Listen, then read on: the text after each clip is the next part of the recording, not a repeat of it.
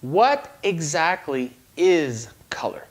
Hi, my name is Rémi Boudreau. I am a licensed painter, color consultant, owner of Expressions Painting, and founder of Expressions Painting University. Color is in reality a frequency. And the source of that frequency is an electromagnetic field, which we call light. And that light comes from different sources, the sun, our own lighting in our homes, candles, whatnot, right? So basically color, what we perceive as a red apple, a yellow banana, what it is that inside that frequency, that electromagnetic field that we call light, includes all sorts of colors. And when they're all meshed together, it creates white. We don't see any of them individually, but it just all is there.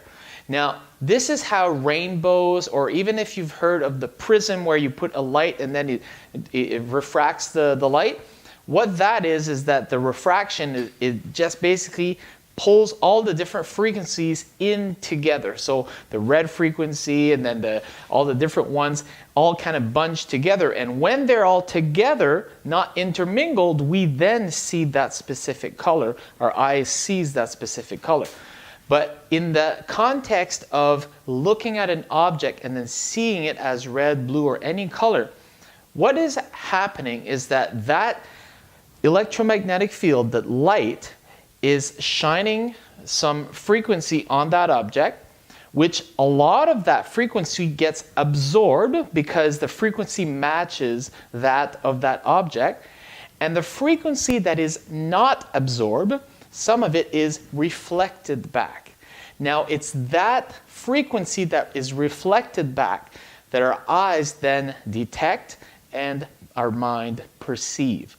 And so when we see red, it's because there's a specific frequency coming back from that object that we then detect and then interpret as red. So this means that if we look at color, it is directly dependent on a light source.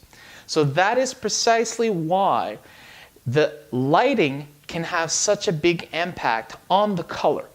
Because if we are looking at the theoretical of just a pure white light, which would be typical of mid-afternoon, like during the middle of the day, well, this would be pure white light that then will reflect a certain frequency.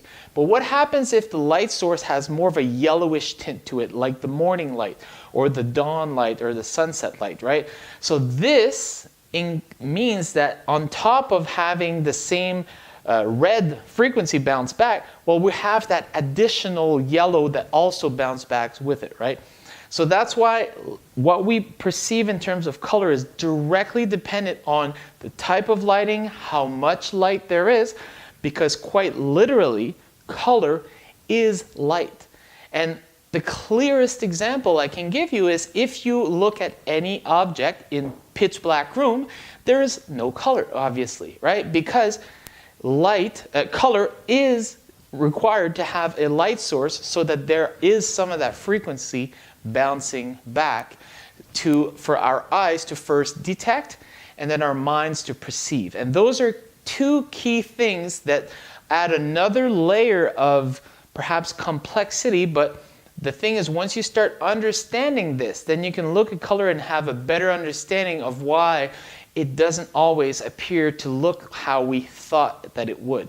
So in next week's video, I do want to take that knowledge and step further and really break it down in terms of how we detect and then interpret color. And as you'll see, it can play some pretty funky stuff in our minds and some pretty wild illusions, right? So I hope you've had value in this video.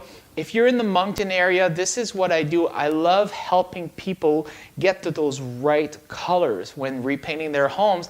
That's why I really went deep in understanding color so that I can look at color illusions that come up and really understand how to first avoid them or fix them if they do happen to be present in our homes, right? Because that's what a lot of times will frustrate people is they see color not turning out exactly how they hoped for, but not having an explanation for, right? So when we can bring in that knowledge of understanding why this color didn't turn out quite as we expected, and then with that knowledge, we can help you get to those really right colors the first place, right, in the first time. So if you're in the Moncton area and are ready to change your colors, me and Gino will help you change your life.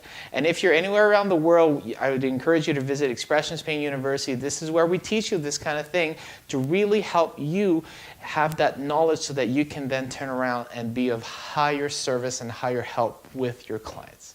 Thanks for watching, and be sure to tune again next week when we take that discussion one step further.